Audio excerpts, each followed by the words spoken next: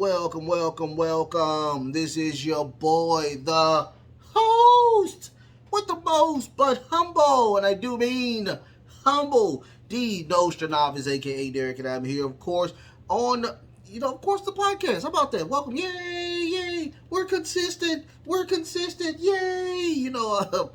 I love y'all so much. If you're watching it today, you're watching it tomorrow, you're watching it next week, I truly do thank you from the bottom of my heart to the depths of my loins. I truly do thank you. Without you guys, it truly wouldn't be me. I thank y'all so very much every single day. I'm going to continue to say thank you each and every day. That's what I do. I love y'all so much. Even the people who kind of sneak in there or whatnot and watch it. I love y'all too. But don't forget, like, share, and subscribe. Like, share, and subscribe. Like, share, and subscribe, you guys. Go ahead and send me a comment as well. I try my hardest to respond to you, in a very nice way and whatnot. I'm so full of positivity, it makes no sense. I will say this as well. Don't forget, I do now have a Facebook group. It is called WrestleCram Super Club. WrestleCram Super Club. Go and check it out, you guys. Go and post on there. It is absolutely public to everybody. It is not private. You can jump in, have a great time. Maybe you will have a debate with me because I'm on there all the time, sending out as much news as I can, having a great time with my friends, and hopefully, you can be my friend as well. How about that? You could be my neighbor or whatnot, just like, Mr. Rogers used to say. That's kind of creepy, but let's keep going. So today, the WrestleCram, of course, is going to be about, is Vince McMahon a real-life villain? Is he a real-life villain, you guys? I don't know. I mean, we'll find out. He may be, of course, the leader of the Legion of Doom. We'll find out. After that, the morale after the merger, it looks like it is at an all-time low yet again, due to the lies that, upper management did promise them. We'll talk about that as well. I do have an update that I will apologize about on that. And also, we got the recap of NXT. And we're going to talk about, can AEW now get back the grace and the glory that they used to have now since Vince is back? And we have a really a really not so well program now since Vince is here. We'll talk about that as well. That will be my 2 cents or my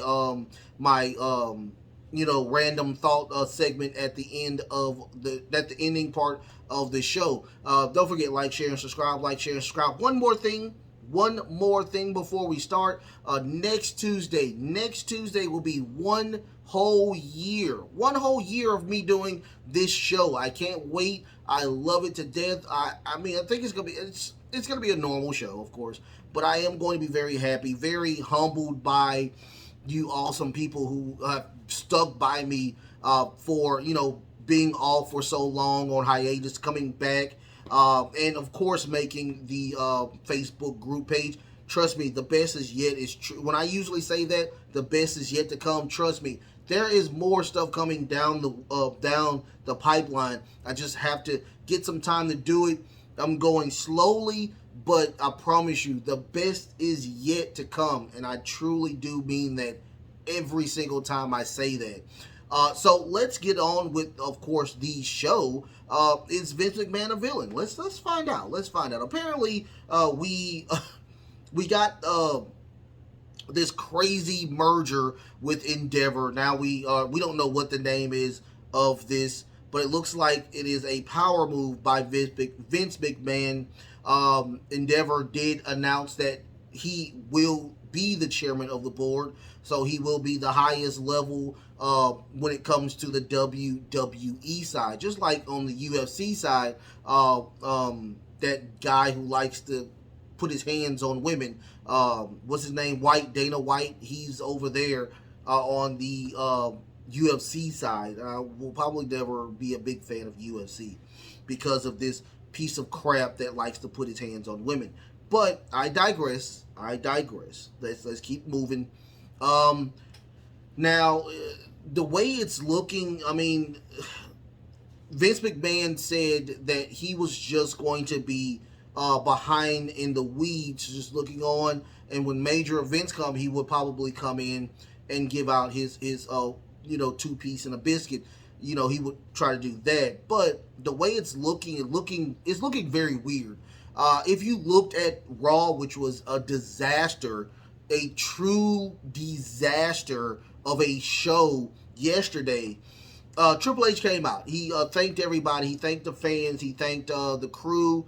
He thanked the wrestlers. He thanked everybody. And he just was talking about, we're here together forever and all, gave the slogan. But in his eyes, it looked like he was so defeated, like he wanted to cry. I don't know if it was the momentum or, man, we're about to go through some hard times, and it does look like that. But honestly, it looks like something is wrong with the show altogether due to the fact that now it looks like it has been confirmed that Vince McMahon is back in gorilla position, doing what he does best, or lack thereof, doing that. Now, the way it looked that Triple H wrote the show, hours before the show, he did a lot of rewrites. If you have noticed, we got a stupid squash match with Omos and Elias or whatnot. I mean, don't get me wrong, I'm a huge fan of Elias and Omos, but this made no sense on the show after WrestleMania. We were supposed to get two triple threat semi-tournament with two triple threat female matches to bring in. Those two will face one another next Monday to see who would be the number one contender for Bianca Belair's Raw title. Those matches were supposed to be Liv Morgan versus Dakota Kai versus Piper Nevins. And then on the other side, we were going to get Io Sky versus Chelsea Green and Raquel Rodriguez. Those seem like they're gonna be really good matches, but those matches were scrapped. Not only that, we got a tag match with, of course, Damage Control and Raquel Rodriguez and Liv Morgan, not having the leader there of Damage Control, which is Bayley. She wasn't even there. She was scrapped from the show altogether. I did talk about it briefly with the situation with Damage Control, being that it should be no more. I mean, they're consistently losing now. They're not the powerhouse that they used to be after SummerSlam. They're not there anymore. And it's getting kind of weird now with that situation. We'll talk about that more in my next segment. Apparently, also at WrestleMania 39, we were supposed to get LA Knight, one of the most over people in the company right now. He was supposed to do a skit with Bobby Lashley. Bobby Lashley is still kind of upset with the notion that he did not get his WrestleMania moment. Yes, he got that trash Andre the Giant Battle Royal match, and he did win it. But once again, he wanted to be a part of the WrestleMania, which I agree with. I mean, the dude has been world champion throughout years ago, a couple of years ago. And on top of that, he was the United States champion for about 5 months. He deserved his spot in the WrestleMania. He's also beaten Bobby Lashley. He's also beaten Brock Lesnar as well. So I mean, it was just I would have been frustrated as well. I truly would have been frustrated. Apparently, Bayley is frustrated as well. We'll get to the next segment right now, which is the frustration. The frustration and the low morale now in the locker room of the WWE due to the lies of upper management. Like I said, apparently Vince McMahon is there. He's not going anywhere anytime soon. He is now probably over creative, and there are hot heads in the locker room right now. There are a lot of pissed off people. Also, management informed them months ago. Don't forget this. I said this as well a while back. Vince McMahon was not going to be a part. The only reason why he came back, was to help the sale of the company. Um, After that, he was going to step down. He was going to retire, but management, including Triple H and Stephanie McMahon, who's no longer there, did inform them that Vince McMahon will not touch any part of creative. That's crazy now. But a lot of moving pieces have happened. Apparently, Vince McMahon is literally just grinding as much as he can into the steps of gorilla position yet again. And just like I said in the last go around, a lot of stuff was changed on Raw. Hopefully, we'll check with SmackDown and see what happens with that situation. Now, think about it. Just truly think about it. Vince McMahon was one of the guys who crazily fired a ton of wrestlers. When they were on their highest, they were making money hand over fist, making money consistently, and they're literally laying off a ton of people. Think about that. You were fired. New management comes in. They rehire you. Now old management is back in complete control, and you're still there.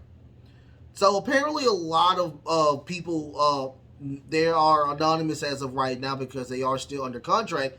But there are a lot of people that are not happy, and we're talking about upper card and top card people. One of those two people that are not happy with the structure of what's going on is Bayley. Now, she did do a post where she's saying all fairy tales have to come to an end. I think what it was. Another person, Dana Brooke, is not happy with the situation. Apparently, a young person had a sign saying "Give Dana Brooke a chance."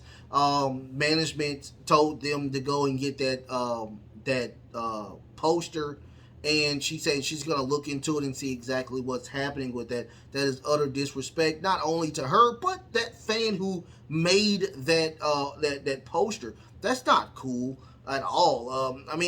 Now I did talk about Asuka as well, not being happy, tweeting, or I think she posted on Instagram that she's maybe she should head back to Japan.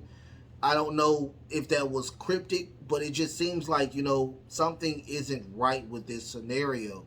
I don't know what more I can say. What they're also saying is that this is the lowest point of morale in total since the pre-WrestleMania 2022 when it reached an all-time low.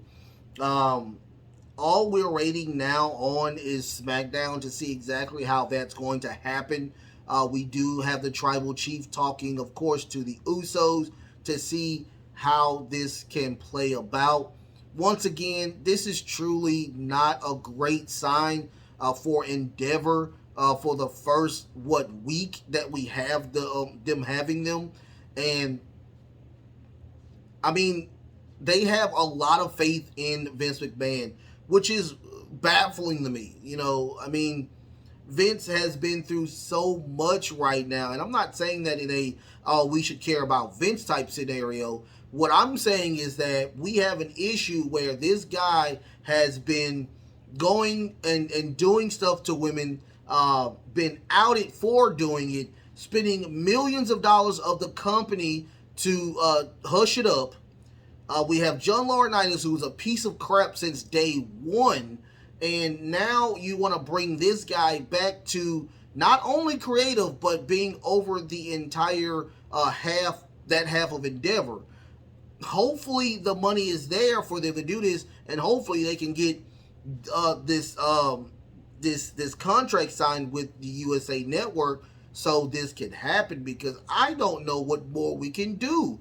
It is crazy that we see stuff like this, and not only you have a multi-billionaire in Vince McMahon, right? A multi-billionaire in Vince McMahon These people are literally just trying to work. They're trying to entertain, and you got this prick, Vince McMahon, coming back, lying to everybody, saying that I'm only here to do the sale, and all of a sudden now, boom, I'm over creative again. It's truly crazy to me, and it sucks that we have situations like this because he was the majority shareholder. So I mean, damned if you do, damned if you don't. I just want to see SmackDown. I'm sorry. I just want to see SmackDown and see exactly if it's gonna be as worse as Raw was. Once again, these are the rest of the shows after WrestleMania. Usually these shows are better than WrestleMania. So, we will see. We'll see. After that, we get the Grizzled Young Veterans. I was going to do a thing about them yesterday. I wanted to make sure and marinate a little bit. What they were saying were the Grizzled Young Veterans did ask for their release, and they were granted their release. But they have backtracked that. They did ask for their release, but as of right now, we do not know if they were granted their release. If you don't know, they are part of Schism. They are the Dyad. This is Rick Flower and Jagger Reed. These two men have been with the NXT brand for about 6 years, I think it was. They've been there for a while. I don't know what the situation is with them and why they do want their release, but I mean, I guarantee one of the reasons is probably Vince McMahon and how the company is probably going to be structured as of when everything is signed out. All the dots are all the I's are dotted and the T's are crossed. We don't know specifically why the Grizzled Young Veterans want to leave. After that, I wanted to do an update and an apology on Andrade. I did say that he has a 3-year contract extension. That was a while back.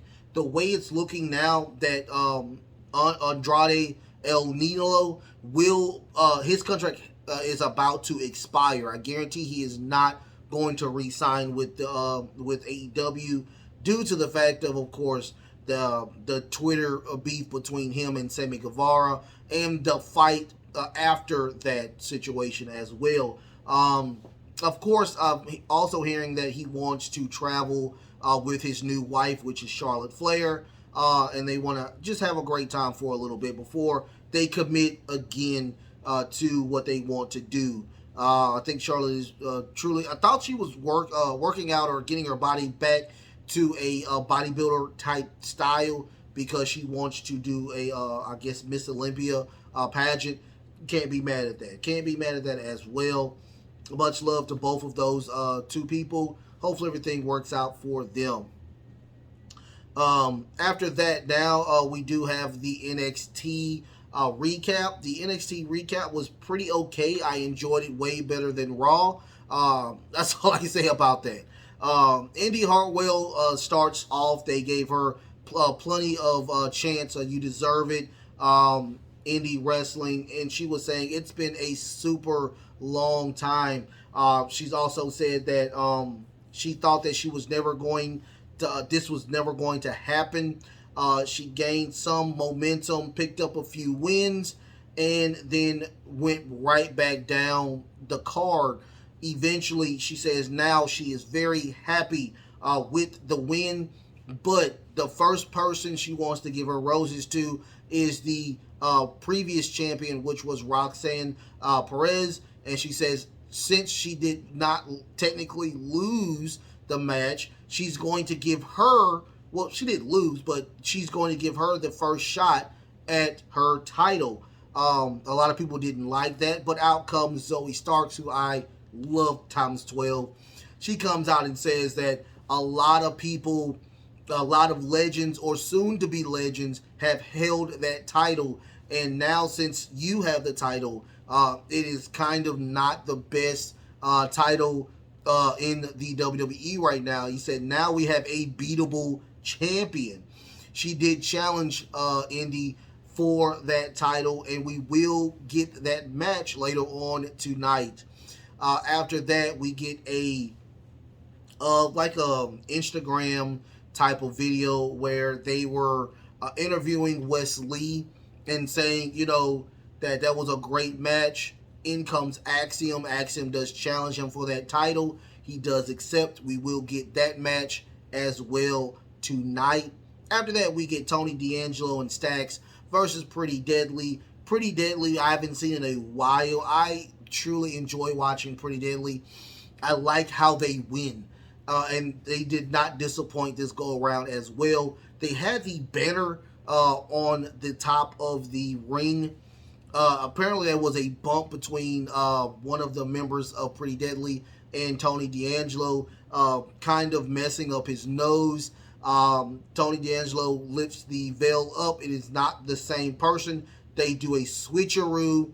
They pull the turnbuckle padding off of the turnbuckle, giving them an opportunity to break, look like the attempt to break Tony D'Angelo's nose for them to win the match.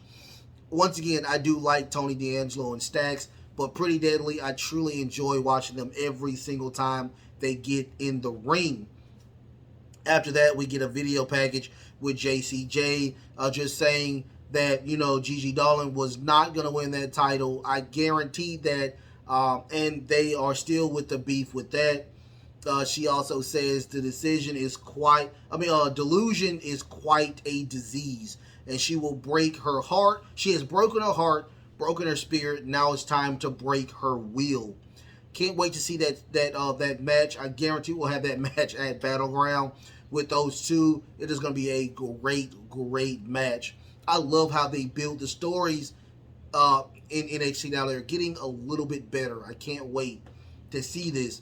Apparently, Vince McMahon has not touched NXT. Good job, Vince. After that, we get Dijak versus Odyssey Jones. A quick match. Dijak showing mad power with Odyssey Jones, giving a beautiful frog splash. A moonsault to win the match. After that, we get what do we get after that? After that, we get a Dragon Lee video package, and we do get. It was nice. I do like Dragon Lee. I can't wait to see what more Dragon Lee can do for the WWE, and probably catapult him to the main roster eventually. After that, we get a Gallows backstage video interview where, of course, Joe Coffin saying that now we have the titles. He's looking for more gold. I don't know which title he's trying to go for, but we will see about that. After that, we get Nathan Frazier versus Dragon Lee. It was a very competitive match. Lots of spots upon spots with this match. We get a beautiful, and what I do mean a beautiful crate. Well, before we do that, Noam Dar came back, and he had his Heritage Cup, and he's saying that he will he won't face anybody yet, but he's looking at all of the roster of the American, of course, NXT story to see, who he would face or whatnot. So we get the match between Dragon Lee and Nathan Frazier. Nathan Frazier does not disappoint ever, but he did lose the match. Of course, we got a beautiful sit down powerbomb by Dragon Lee. We get a crazy Tree of Woe stomp. That was crazy. Every time I see something like that, it is just the nasties. But we do get a win, of course, by Dragon Lee with a crazy knee to the face for Dragon Lee to win. He's also pointing at the Heritage Cup. Hopefully, we will see Dragon Lee versus Noam Dar. It's going to be very interesting. I can't wait to see what we do with that. After that, we get a Chase University promo. Andre Chase is giving love to Tyler Bate. And after that, Duke Hudson is not happy because he was the one that actually won, which he was. But, Andre was saying, hey, You were the one that was talking about you don't like, celebrations or achievements or anything like that. Well, he changed his mind. He wants his roses or whatnot. Andre Chase says we are going to do that. We're going to give you the MVP. They're going to have a celebration for him next Monday. After that, we get a video package of Elba Fire and Isla Dunn. It was just a lot of witchcraft and stuff right there, and they're just saying that they're up and ready for anybody who wants to face them with those titles. They're going to be champions for a very long time. After that, we get the Zoe Starks versus Indy Hartwell match. Zoe had command of this match pretty much the entire time. Indy did. We got a Z360 onto Indy. Indy smartly rolled out of the ring, giving Zoe Stark the time to grab her and put her back in the ring. After that, we get a roll up by Zoe, but she does. Indy reverses it, and she does win and retain her title. After the match, we get Tiffany Stratus. She wants a piece of Indy as well, but right behind her, we get a hit from behind and a beautiful DDT by the returning Cora Jade, showing that she wants a title shot as well. After that, we get Brooke and Kiana James. She was just saying that we could have still been champions if you would have just gave me the bag. He was like, well, next time I will give you the bag or whatnot. In comes Fallon, and she's just saying that, she's been cheating on him since day one.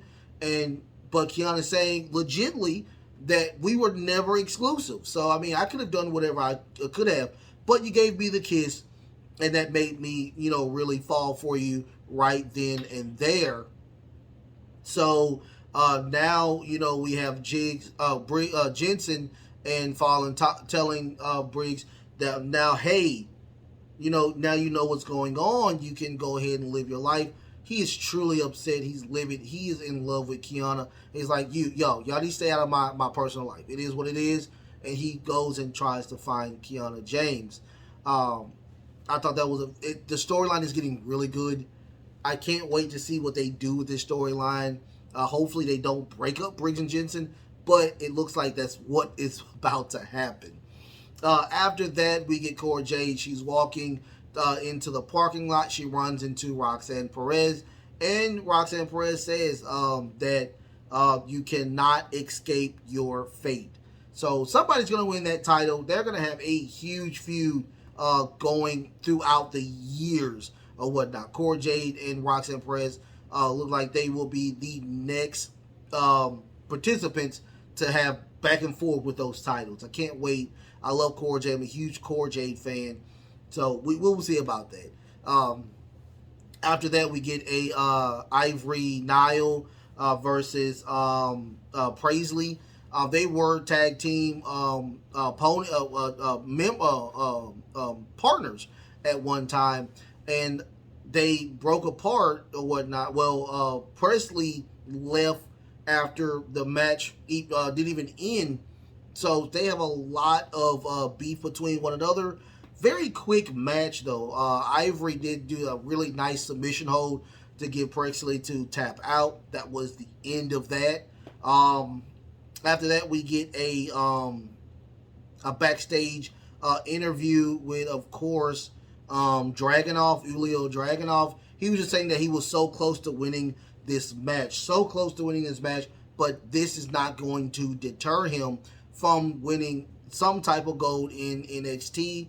Out comes Von Wagner. He's apparently challenged Julio Dragunov. Mr. Stone kind of stops him and saying, yo, you sure you want this match? Are you sure that you want this match with Julio Dragunov? He's like, yeah.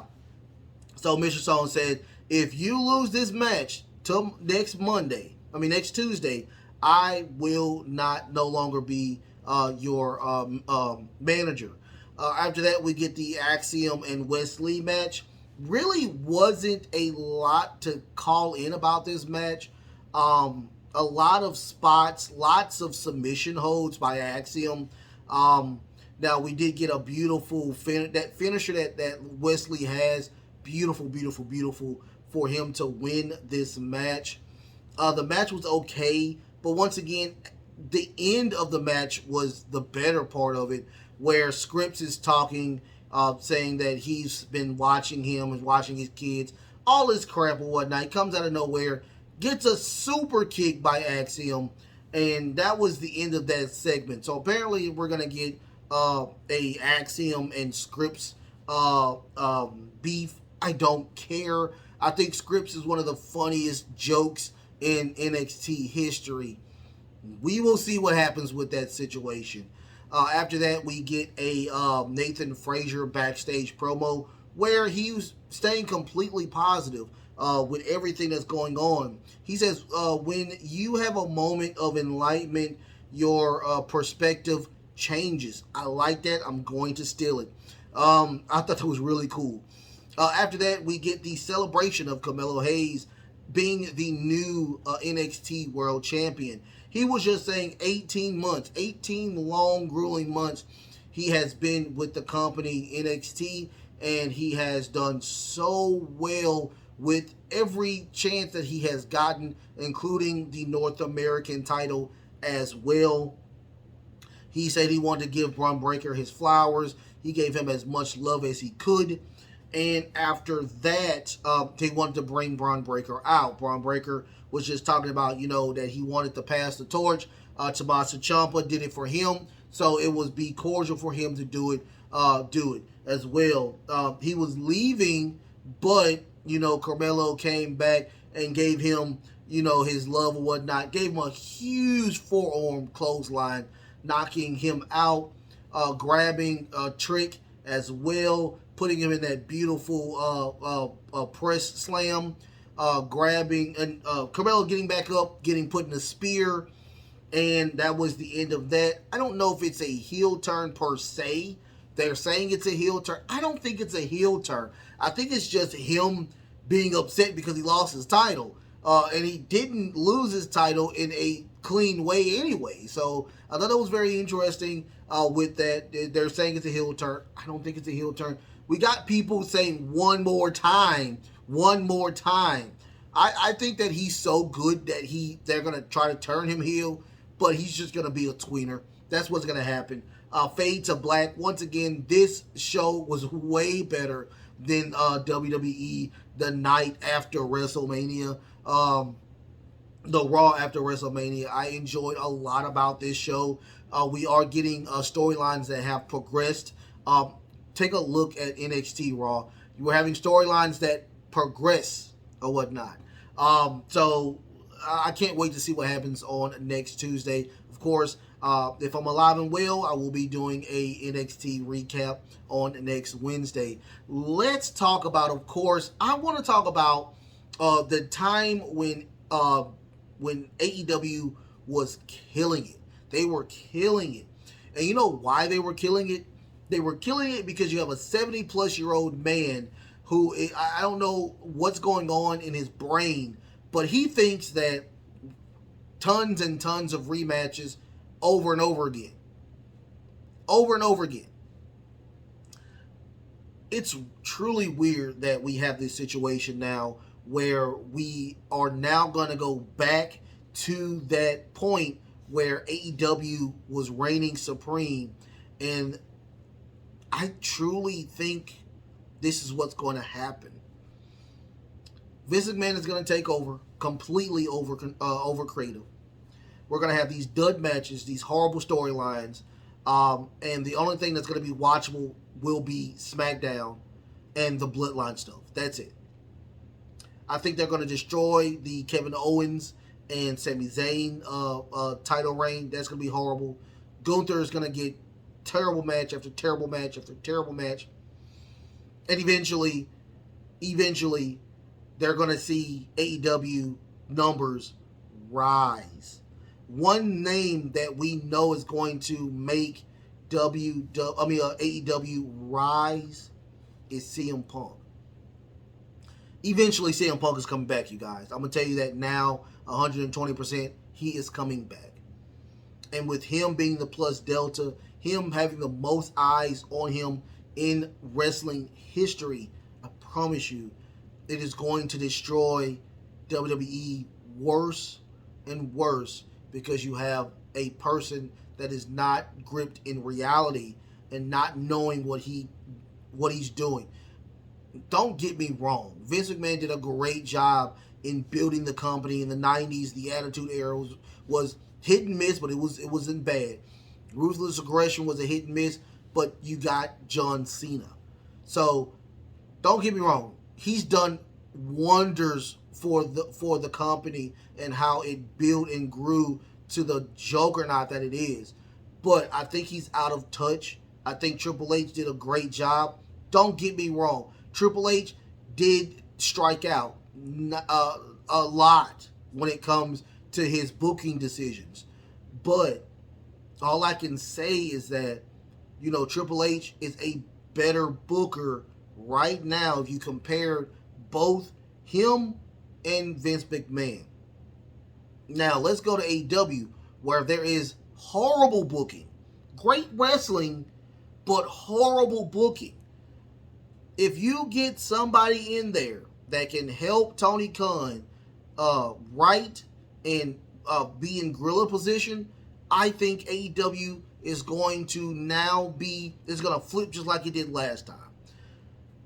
There's a lot of stipulations, a lot of stuff that's going on that's about to happen. The ratings are going to go down due to the fact that you do have Monday Night Football coming back pretty soon. Usually the ratings do kind of take a nosedive. But if you have great compelling stories, usually you can watch both at the same time. DVR does help. Thank goodness I have my DVR. But I'm just saying, when you don't have a great story, you don't have a good show, people are going to tune out altogether. And they're going to just be football fans until football fans end. I hate that this is this is happening with the WWE. I hate that this is happening to wrestlers who were fired by Vince McMahon and John Laurinaitis at the time. Now you have to sit there and just look at the wrestling again. You gotta look at this guy again who fired you 6-7 months ago, or about a year ago. Now I'm going through. Hit Row, I mean, we haven't seen Hit Row in a while because I know I'm hearing that they are doing some type of record or whatnot. They're doing a record. But, and I think B-Fab I see B-Fab a lot on Twitter. I love B-Fab. She's a very beautiful young woman. But it just seems like, it sucks that we're going to probably get a ton of releases. And we might just get that sometime next week. What's going to happen is that we are going to now get more releases, and it's going to be really bad. NXT and the main roster. And those people are probably going to go to, of course, AEW, where they fall in the wayside. They get a huge pop, and they fall at the wayside.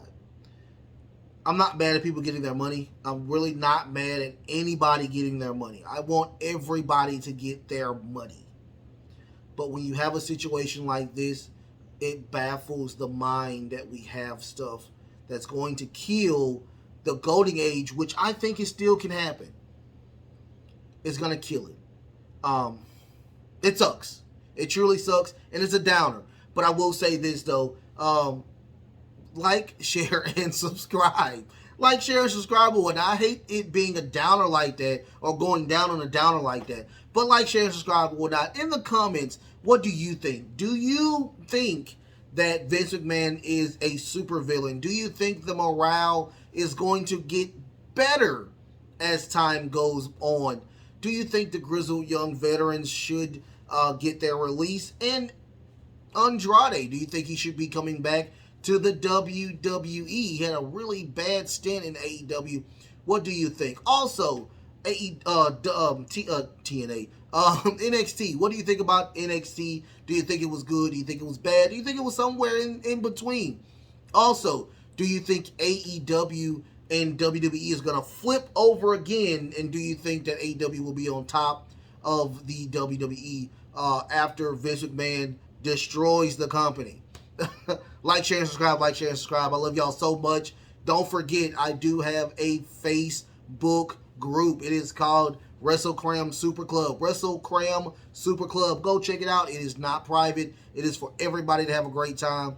And just like I said, you may have a debate with me because I'm on there all the time. I love y'all. The best is truly yet to come. The best is truly yet to come. Until next time, love, peace, and of course, wrestling.